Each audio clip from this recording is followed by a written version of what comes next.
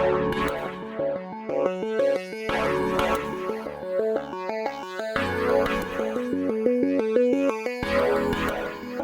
evening, everybody. I'm going to give you a presentation about Inspiration Healthcare Group and what we've been doing over the last 6 months predominantly, but a little bit of a history first about us. We're a British-based medical technology company focused on neonatal intensive care. So our products are there to help the smallest of patients, children weighing 350 grams, born at 24 weeks gestational age, all the way through to term babies. That's what we really focus on. We're a profitable, growing, cash generative business. We have been since we started back in 2003. We recently acquired a company called SLE, and on a pro forma basis, if we add the two last year's full reported results, the revenues for the company, the enlarged group, would be £34 million. Probably approximately 60% exports, 66% of products from our own brand, with an adjusted EBITDA of 4.7 million. And obviously, we've been growing from that base. We employ about 200 people across 5 sites in the UK. We have 50,000 square feet of UK-based infrastructure, manufacturing, R&D, operations, etc. We have a growing IP portfolio, products and patents either developed in-house or licensed in on 5 key product groups. Strong brand recognition within the group, and we have a global reach with sales and distribution partners in 75 countries, including the USA, Japan, China, Russia, India, and of course the EU and Middle East. We're on a journey to become a world leader in neonatology. And from our starting point in 2003, we were 12 years as a private company, predominantly as a distributor with small exports. We were cash generative and profitable all through that period. In 2015, we reversed on to the London Stock Exchange. And we did that primarily to take a product, some more products with some IP around them, increasing our export potential, and also to have access to capital markets for future growth. The next few years, we invested in our business and positioned ourselves well for becoming that world leader. And in 2019 and 2020, we've acquired 2 companies, Biomedics being one small company based down in East Sussex, and SLE being the company we acquired this year, based in Croydon. To do those acquisitions, we had a total of fundraising of 21 million via placings and open offers. We did 2 different fundraising, both of which were oversubscribed, which is very pleasing for us. We've increased our product portfolio and our IP portfolio, increased our export opportunities, and now only about a third of our products, our revenues, come from distributed products, and 2/3 come from our own stable. So we're well on our way on our journey to become that world leader in neonatology. So what do our products do? These are our own branded products, and these are used for the first few minutes of life. And so a baby could be born from cesarean section or a natural birth. But if it's traumatic and difficult, the baby could be born onto the Lifestart platform. That platform brings resuscitation to mum and dad, or to mum, and the baby can be resuscitated on top of that Lifestart platform.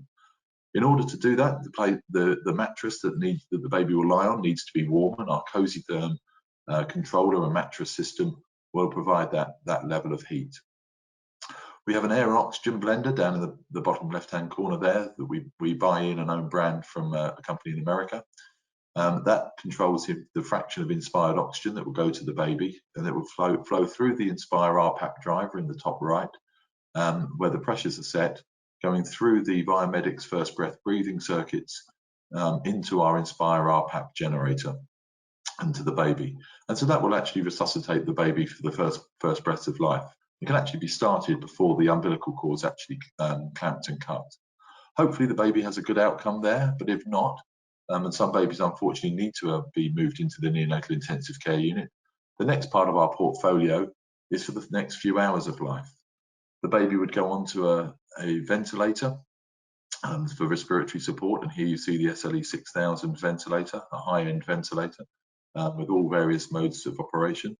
Again, using the Biomedics breathing circuits and to our CPAP system that would actually be able to provide the respiratory support to the baby. If it was a term baby, we would put some electrodes on the baby's head so we could see what the electroencephalogram, an EEG, would look like.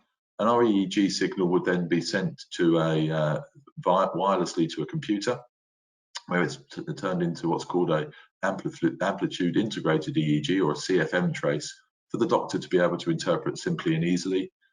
If the baby's got some underlying brain damage, or likely to have, the Techatherm Neo would be used, where the baby is put in a Techatherm wrap. Cold fluid would be wrapped past the baby, taking the temperature down to 33 to 34 degrees for 3 days before gently rewarming that baby. And hopefully the baby will develop properly and be able to leave the neonatal intensive care unit without getting brain damage or developing cerebral palsy. So that's the portfolio of our branded products, all used in the first few moments, from the first few moments of life to the first few days, and hopefully days of life, and hopefully giving the child the best start in life. We've just announced our financial half-year end, so this was as of Tuesday morning when we made our announcement. Total group revenues are up 77% on the previous period to 14 million. That included, on a like-for-like basis, without any acquired revenue or any extra one-off revenue, of a 27% increase for Inspiration Healthcare, up from 8.1 million to 10.1 million. The remaining 4.1 million pounds was from acquired revenue and one-off revenue relating to COVID-19. Our gross margins increased to 51.4%, primarily due to the acquisition of Biomedics and bringing in in-house manufacturing. Our EBITDA has grown by 178% to 2.5 million.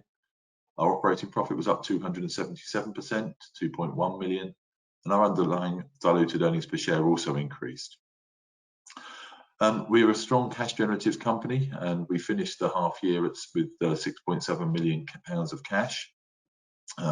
That's net after borrowings of 5.2 million, and we've also excluded SLE. We bought SLE closed the deal on the 7th of July, and although there's around about £1 million sitting on the balance sheet, we're still to do the completion accounts and to firm that up.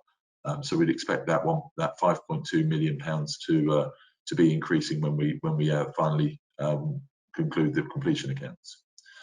Post the period end, we've delivered lots of more ventilators to the NHS. For these are imported ventilators, and we've benefited from a total group revenues of 7.3 million. We've fully paid off our loan for the acquisition of SLE, and so we're now sitting debt free. And we have also declared our maiden interim dividend payment, which is not a one-off dividend because of the benefit of COVID-19. This will now be a progressive dividend going forward, as we consider ourselves a mature cash generative company. Operational highlights: we acquired SLE, which was transformational. It's about very similar size to the underlying business. And we believe it's got great potential, and the integration is well on track for where we expect it to be. We had an oversubscribed placing and open offer. We've also had various patents granted on two of our projects, two of our new products. The Project Wave disruptive technology received a grant for its clinical trial, and also the documentation has all been submitted for that clinical trial to the MHRA. We've changed our board, with John Ballard being appointed Chief Financial Officer. Our previous CFO, Mike Bryant, has retired, and we thank him for his hard work over the last 3.5 to 4 years. And we also appointed a Chief Operating Officer. Brooke Nolson stepped across from being one of our non-execs to being an executive director. So we're looking to appoint a new non-exec director in the not too distant future. As I've mentioned, we imported lots of ventilators for treating COVID-19 patients for the NHS. We also participated in the VC UK consortium, scaling British-based ventilator manufacturers. And we had a support contract for NHS frontline staff for ventilators that we signed with the Cabinet Office to be able to offer nurses and doctors support on ventilators. When we look at our revenue breakdown, the blue line here is our total revenue, and the grey line is our like-for-like revenue. So out of that 14.2 million, 2.9 million was for COVID ventilators in the period. 1.2 million of the remaining 1.2 million was of acquired revenue compared to the previous year. Our underlying business is predominantly critical care and home healthcare. The operating theatre business is smaller and unfortunately did take a step backwards in the first half this year, primarily due to the limitations of doing surgery during COVID-19. We have branded products, distributed products, and technical support. And in our product ownership portfolio, you can see that around about this half, around about 30% of our products sales came from our own stable, and 61% were distributed.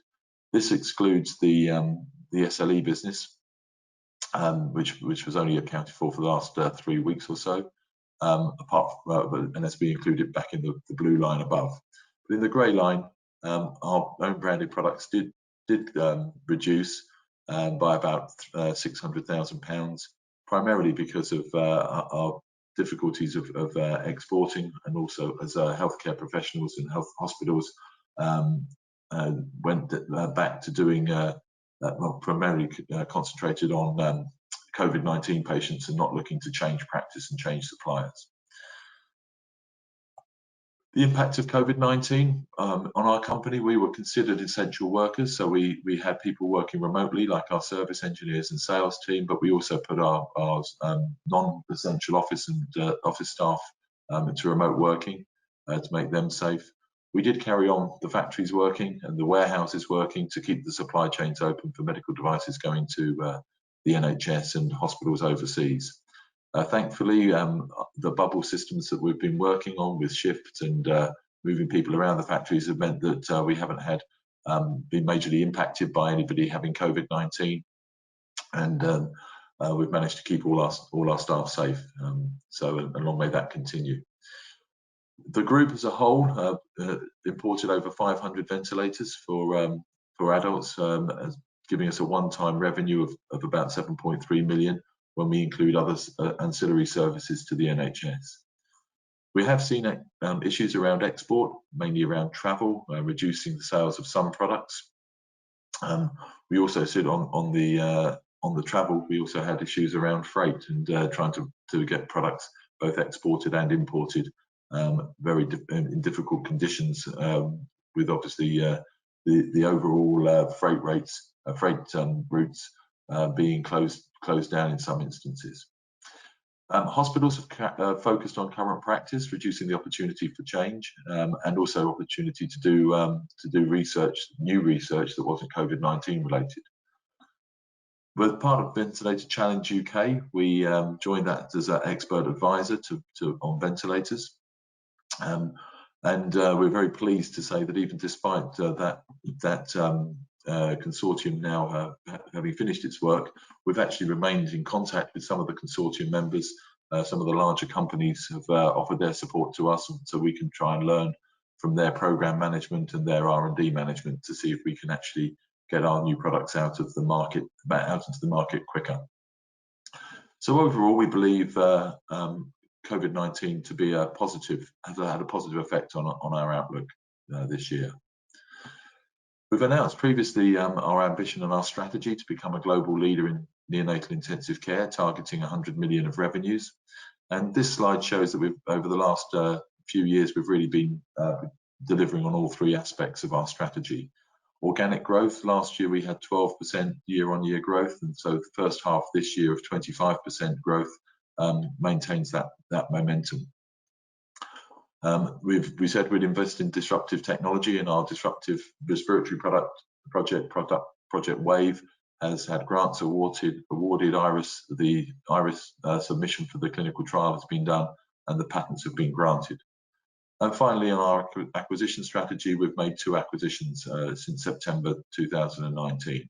So we're really making progress in all areas of our strategy. So in summary, where are we as a company? Our group revenues are up 77% to 14.2 million, and remembering this includes only 3 weeks of acquired revenue from SLE, and that and that includes some of the COVID-19 ventilator revenue. Our operating profits before exceptional items up 2.1 million, and our net cash up to 5.2 million, excluding the cash from SLE. We help supply many ventilators to the NHS through the work of VC UK and through our importation from companies we know around the world. And we completed the transformational acquisition of SLE with benefits of that acquisition clearly identified. And we're now well on track with our integration work to get those benefits and realise those benefits into financial terms. And very pleased to say that the staff of SLE have been absolutely excellent and engaged with us as a new owner as we transition from the old ownership to ourselves. We're planning and making further plans for investment in R&D and market investment. The additional revenues and profits we've received from the ventilators for COVID-19 obviously allow us to make greater investments and bring some plans forward, so we're very pleased about that. The further patents granted on First Breath and Project Wave and the clinical application for Project Wave have been submitted, which is very exciting for us to think that our novel respiratory product for premature babies will soon be in clinical trials, and hopefully we'll realise the benefits of that technology soon. Overall, we're well positioned for significant further growth. We've always felt that when we became mature enough, we should be paying a dividend. The company's been around for 17 years now. We've always been cash generative, even as a private company, and now we're well on our way as a larger public company. We feel it's the right time as part of our maturity to declare our maiden interim dividend payment. Finally, little take-home message: we expect to materially exceed market expectations for the current financial year. And with that, I'll say, are there any questions? We've had, again, apologies in advance if I don't get a chance to ask your question, but I'll try and bring a few together if there are people asking around the same sort of subject. And we've had a few people ask around competitors. So picking one of these out, do you have competitors providing a similar service? If so, what makes your products and systems different? We've had a few ask around that. Yeah, well, the interesting thing about neonatology is, although that it's a relatively large market for a company our size, and that depending on the research you read, it could be worth up to sort of $7 billion annually. There's no one big player that actually offers a complete range of products for neonatology. So there are companies such as GE who provide some ventilators and incubators for neonatology, but they don't provide all the other devices that we would do, such as the cooling device, the brain monitoring device, a device that can bring resuscitation to the bedside for babies while the cord is still intact. Companies like Fisher & Paykel, large New Zealand company, have some very, very good disposables for respiratory support, but they don't have the ventilator, and they don't have the products such as the Lifestyle platform. So when you look across the world at neonatal focused companies, there are some great technologies out there, but no one actually has a complete range of products that can be treated the neonate, as in capital equipment and consumables, the disposables. So we feel we're in a very strong position to be able to compete with the bigger companies when it comes just to one technology, primarily because we can offer a portfolio of products now within the group, and bring a greater level of expertise and support to the customer, and be seen really as the advocate for the premature baby and the neonate, and the supporter of the neonatal intensive care nurses and doctors. Okay, we've had a couple of questions around, I think is it Project Wave? You put it kind of as a disruptive technology. In what way is it disruptive? And then secondly, what are the potential? What's the revenue potential? Yeah, It was a respiratory device that doesn't actually touch the respiratory tract at all. It actually causes it's a way of stimulating the baby without arousing the baby out of its sleeping. So it's a device that sits on the hand and foot and provides a sort of a vibratory effect at a certain frequency that we believe sends a signal to the proprioceptors in the body, and those receptors then in turn cause the lungs to work more efficiently, more effectively, taking oxygen out of the air in the lungs into the bloodstream to be pumped around the body by the heart. Nobody has a product like this on the market. It's just received its patent granted from the US Patent Office, and we're now looking through the European countries as to secure those patents. When we look at the potential, the market potential, what we would look at in our core markets, there are about 4 million babies a year born in the US, 5 million in Europe, and probably 6 million if we add up countries like Japan, Australia, and countries that have a similar level of neonatal intensive care as we do in Europe and the US. So probably about 15 million babies. Approximately 10% of those would be premature and have some sort of respiratory problems and end up in neonatal intensive care. And it's that 10% of the babies that we are targeting with Project Wave. So about 1.5 million babies in our core markets. We believe that there could be the sort of value of comparing it to a CPAP circuit, a disposable circuit for respiratory support, which would retail for $40, £40, that sort of mark around the world. And so if we looked at very simple metric of saying it could be £40 or $40 per baby for about 1.5 million babies, we see there's an opportunity of somewhere north of $60 million. And of course, there's the opportunity eventually, depending on the cost structure of the product, to potentially go into less developed markets and be able to support the premature babies that are born there, which would dramatically increase the volumes. But we need to get the right pricing point. We need to do a bit more health economics work with the project to see the true value to the healthcare providers. But we think there's certainly 1.5 million babies a year that could benefit from it at the moment. Okay, I've got a couple of questions about exports and Brexit goes in there as well. That one's time for that one to come back now. What can I give you the mix of the different territories and the exports to different regions, and critically how much to Europe, and what would the effects of a hard Brexit be for you? Well, roughly speaking, when we look at the combined company, the key markets for the company, SLE had over £2 million of revenues from China, $500,000 or so from Japan. Inspiration Healthcare had $1 million or so from North America, and then we both had somewhere around a couple of million into Europe. SLE also has greater sales in the Middle East and into Latin America.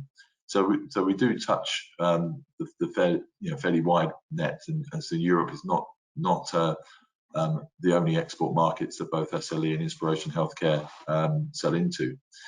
A hard Brexit, we've been through this already a year or so ago, mainly for importing goods. We've worked with the Office of Life Science and registered ourselves for all the medical device routes across the short straits to be able to get products into the UK. We've done the work with the European side for all of our regulatory affairs to make sure that we're still compliant with CE marking after a hard Brexit, because we have to have a representative in the EU to be able to look after our regulatory affairs and our registrations. So all of those things have been done. I suppose the key thing that is unknown is whether there's going to be any disruption through customs of getting goods into different countries, and will that just take longer?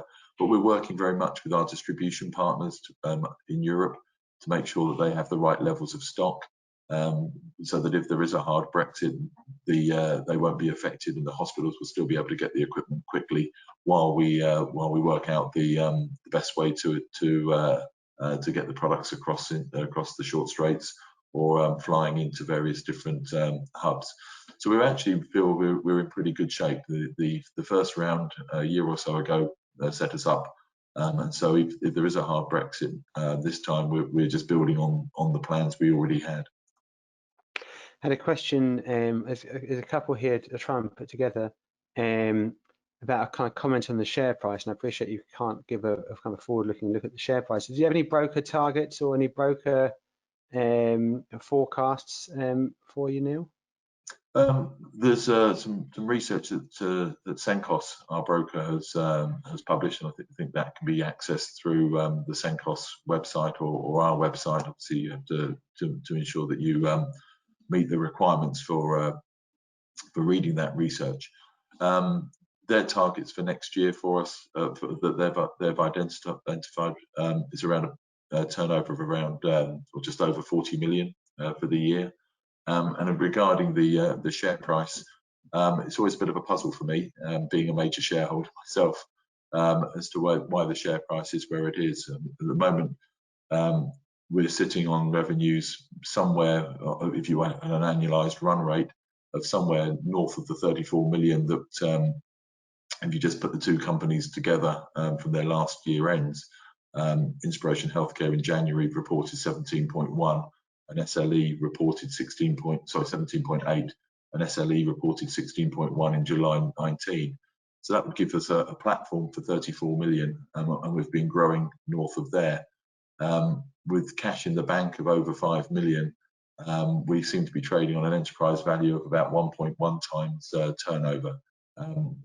As a company with 5 patents and a global reach into markets like Japan, China, and the USA, it's a bit of a puzzle for us as to why the share price is where it is. But hopefully now we've made that transformational acquisition of SLE, and the broker's notes can highlight the run rate and expected turnover growth for next year. People will start looking at what we do and realise that perhaps we are on the lower side of the valuation scale.